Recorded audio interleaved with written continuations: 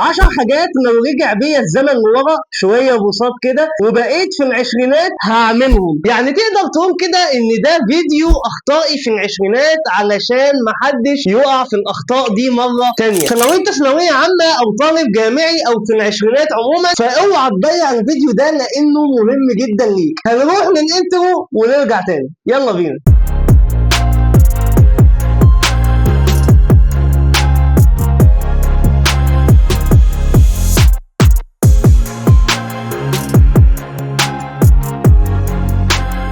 كنت قررت ان انا اقرا كتاب متعه ان تكون في الثلاثين، ولكن قلت اعمل فيديو عن اخطاء العشرينات علشان ما تتكررش في الثلاثينات. رقم واحد، كنت هتعلم كل 6 شهور مهاره جديده. الواحد مننا كل ما بيكبر في السن كل ما بيكبر معاه حاجتين، الضغوطات والمسؤوليات، وبيكتشف بعد كده ان اكتر وقت ضيعه في حياته هو فتره العشرينات. فانت استغل فتره العشرينات ان كل 6 شهور تتعلم مهارة جديدة تفيدك في حياتك المهنية أو في حياتك الشخصية عموما. وحطها يا صديقي قاعدة إن كل ما زادت مهاراتك كل ما زاد احتياج الناس ليك وقل احتياجك للناس. فحاول تكتسب مهارات كتيرة وجديدة علشان خاطر ما تعتمدش في كل حاجة على الناس. اتعلم مهارة جديدة، اتعلم لغة جديدة، اتعلم انجليزي، اتعلم برمجة، اتعلم مونتاج، اتعلم جرافيك ديزاين، اتعلم ازاي تقف قدام الكاميرا وتصنع محتوى، اتعلم الحاجات اللي هتفيدك قدام في مستقبلك سواء في حياتك المهنية او في حياتك الشخصية. استثمر وقتك يا صديقي. رقم 2، كنت هتعلم ازاي ادير وقتي بشكل افضل. اغلب الناس في العشرينات يا جماعة وقتهم بيروح في خروجات وسهر وتليفون وراحة اللي هو الكسل، وده سبب ضياع الشخص ده في العشرينات. ويجي في بداية الثلاثينات يقول بقى انا عاوز ابدا اركز على مستقبلي وابدا اخطط لحياتي، فلسه هيبدا يعمل حاجه لنفسه وهو في سن الثلاثينات. في حين ان لو كان استغل كل وقت بيضيعه في سن العشرينات كان هيجي في سن الثلاثينات ممكن يكون متجوز او يكون عنده العمل الخاص بيه، فيكون هو في حته تانيه عن باقي زمايله اللي كانوا معاه في سنه بفضل اداره وتنظيم الوقت بشكل قوي جدا. وتعلم دايما التطبيقات اللي تساعدك على ده من تقنيات زي البومودورو اللي كنا اتكلمنا عنها، من اداه وتولز عظيمه جدا زي نوشن في تخطيط حياتك ومستقبلك. ممكن تستخدمها في حاجه زي كده عشان تيجي في الثلاثينات تقدر تنفذ التخطيط ده، او في اواخر العشرينات حتى تقدر تنفذ التخطيط ده. فاستغل وقتك يا صديقي، واداره الوقت بالنسبه لك في سن العشرينات هيبقى جني الثمار بتاعها مفيد جدا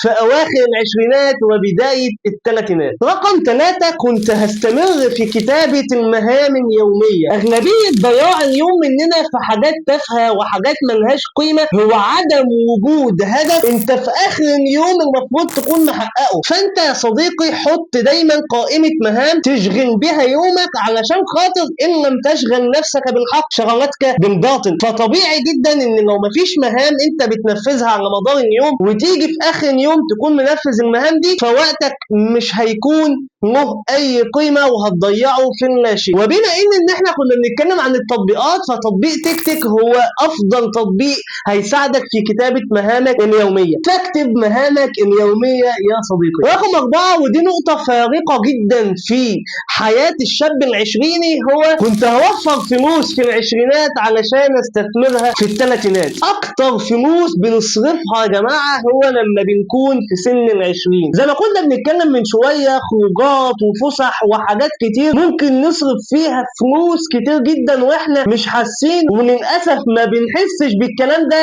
الا لما بنكون في سن ال30 ونقعد نقول يا لو كنا حوشنا فلوس من ايام العشرينات كان زمان دلوقتي بقى معانا فلوس كتير. فانت يا صديقي الناس في العشرينات نوعين، ممكن في ناس يا اما بتشتغل في وقت الدراسه عشان بتصرف على نفسها، يا اما في ناس بتشتغل بعد الدراسه. فايا كان انت اي نوع من الناس دي حاول تدخر جزء من الراتب بتاعك 1000 جنيه ولو حتى 500 جنيه كل شهر، فده هيفرق معاك جدا جدا جدا وانت داخل على 30 سنة. ممكن يكون مثلا جاي لك فرصة سفر كويسة، ممكن يكون انت شاب عايز تتجوز، ممكن يكون انت في دماغك مشروع معين فهيكون في فلوس تتسند عليها. فمهم جدا جدا النقطة دي يا جماعة، ادخار الأموال في العشرينات علشان خاطر تستثمرها في الثلاثينات. وحاول تشوف كورس على يوتيوب بيتكلم عن إدارة الأموال، فزي ما في إدارة الوقت في إدارة الأموال، فحاول تشوف اليوتيوب مليان، شوف ناس بتتكلم عن ادخار الأموال وإدارة الأموال، علشان ده حاجة مهمة جدا أنا كنت بفتقدها وأنا في العشرينات، فللأسف ما قدرتش إن أنا أنفذها إلا في أواخر العشرينات أو في بداية الثلاثينات. لكن لو كنت نفذتها من أوائل العشرينات أو حتى في منتصف العشرينات كان فرق معايا بشكل قوي جدا. رقم 5، ودي نقطة يعني غافل عنها كتير من شباب العشرينات، كنت هخلي الرياضة أولوية مش رفاهية، كنت هخليها من أولويات حياتي. الرياضة يا جماعة هتخليك في حتة تانية. كم مرة سمعنا إن ممكن يكون راجل أربعيني لكن تبص له تحس إن هو شاب 20؟ كم مرة أنت شفت حاجة زي كده؟ كم مرة شفت ناس وصلت لل40 وظهرها بيوجعها ورجلها ما عادتش قادرة تمشي عليها زي الأول بسبب عدم الحفاظ على الصحة الأيام ما كانت هي في العشرينات والثلاثينات؟ فالرياضة صديقي هتخليك في حتة تانية. وكم مرة شفنا ناس في الخمسينات والله العظيم بيلعبوا معانا كورة فيعني حافظ على صحتك يا صديقي وحافظ على الرياضة واستمر في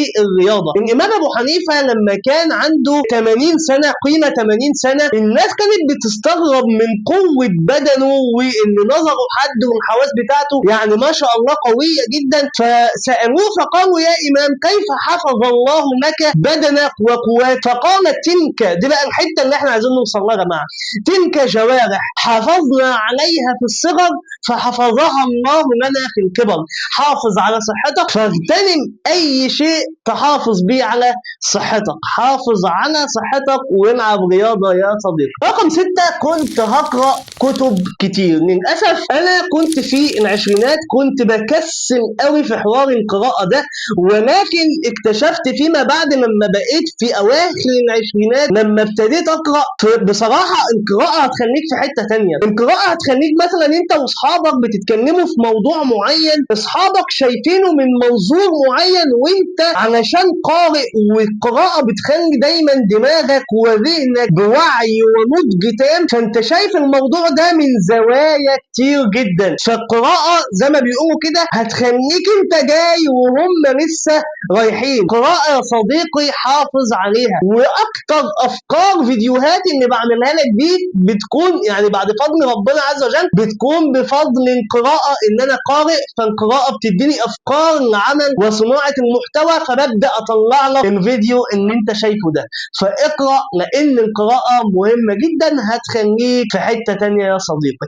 وأعظم ما قيل في القراءة إن هي بتخليك عايش حياة وعمر فوق عمرك وحياتك. إنك أنت بتقرأ عن ناس ممكن تكون ناس ماتت، ممكن تكون بتقرأ عن ناس نجحت تعرف إزاي نجحت، ممكن تكون بتقرأ عن ناس فشلت إزاي الفشل ده حولهم بعد كده لأكبر وأعظم شخصيات في العالم. فالقراءة بتخليك حرفيا تقيل جدا وجامد في مجالات وحاجات ووعي ونضج وتفكير، فأنت مش هتحس بالكلام ده غير لما تواظب على القراءة. رقم 7، ودي نقطة خلي بالك منها قوي علشان خاطر وانت شاب في العشرينات هتحاول تعمل ده كتير جدا، وهو التقليل من رأي الناس. حاول تقلل من انك انت تاخد رأي الناس. يعني ايه تقلل من رأي الناس؟ في فرق ما بين شخص بياخد رأي الناس ده ولكن بيفلتره وبينفذ اللي هو عايزه في الاخر، وفرق ما بين شخص تاني بياخد رأي الناس علشان ينفذ رأي الناس. انا واحد من الناس لو كنت في العشرينات خدت برأي الناس ونفذته كنت حرفيا ضعت في حاجات كتير جدا.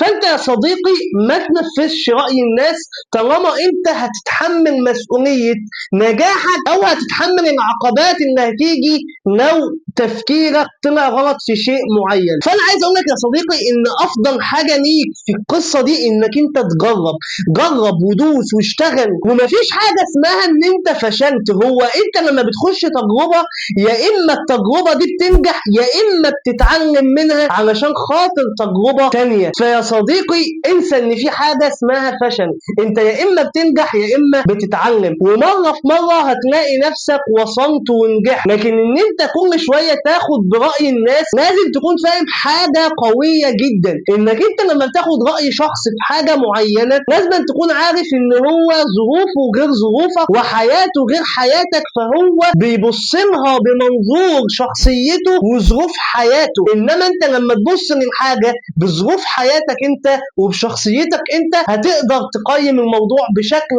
افضل منه بكتير. وزي ما قلت لك مفيش حاجه اسمها فشل، جرب ويا اما تنجح يا اما تتعلم من التجربه اللي بعد كده. رقم 8 اتعلم تقول لا. ودي برضو مشكله بتواجهنا واحنا في العشرينات، ان احنا عايزين نكون حد كويس جدا قدام كل الناس. ده شيء جميل جدا ولكن مش على حساب وقتك ومستقبلك. اتعلم تقول لا. في كتاب بيتكلم عن الموضوع ده وكريم اسماعيل بيتكلم عن الجزئيه دي برضو، يعني حاول تشوف الفيديو بتاعه. اتعلم تقول لا لو انت مش فاضي، اتعلم تقول لا لو انت بتعمل حاجه مهمه وفي حد جه طلب منك حاجه هتضيع بيها وقتك وتركيزك على الحاجه المهمه دي. قاعده يا صديقي حطها في دماغك، ان كثره قولك نعم هو كثره قولك لا لنفسك. بمعنى انك انت لما تيجي تقول لحد يطلب منك طلب معين تقول له تمام هعملها لك، فانت بتقول لا لنفسك في وقت انت كنت بتذاكر فيه او بتطور نفسك فيه.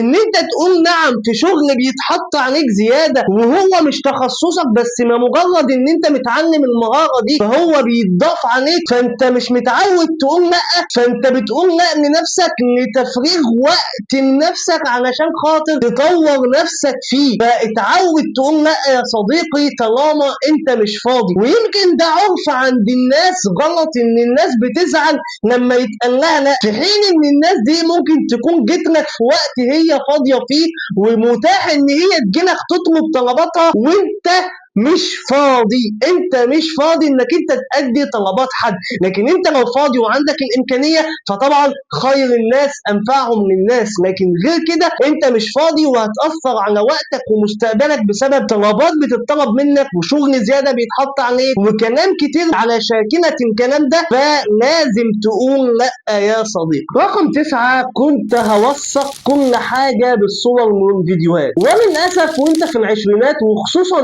قوي وانت طالب ثانويه عامه وجامعه بتكون اصدقاء كتير جدا بيكونوا معاك وحواليك وبتكون ما بينك وما بينهم ذكريات جميله. فحاول توثق الذكريات دي كفيديوز او كصور بعد كده بعدين، علشان خاطر لما هتيجي قدام شويه هتكتشف ان كل واحد فيكم انشغل في مسؤولياته وفي ضغوطاته، فهتصبح كل اللي انتوا عملتوه ده ذكرى ليك. تقدر وانت قاعد كده مع نفسك في اي وقت تقدر تتابع الصور دي وتألف فيها وتكتشف الذكريات الجميلة دي. علشان كده يا شباب خدوا صور مع بعض وصوروا فيديوهات مع بعض، علشان بعد كده كل ده هيتحول لذكرى وتقعدوا تفتكروا الكلام ده كل واحد مع نفسه وهو في مشغولياته ومسؤولياته. رقم 10 اول ما تبدأ في اي مجال اوعى تقارن نفسك بحد، اوعى تقارن نفسك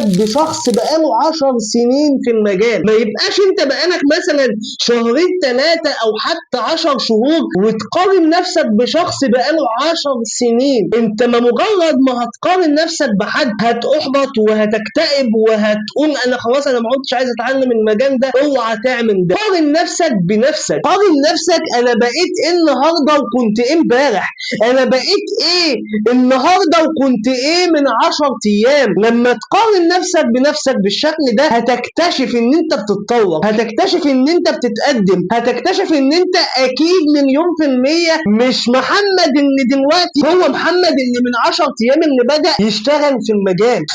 يا صديقي اوعى تقارن نفسك بحد، قارن نفسك بنفسك. فدول 10 حاجات كانوا معانا في فيديو النهارده.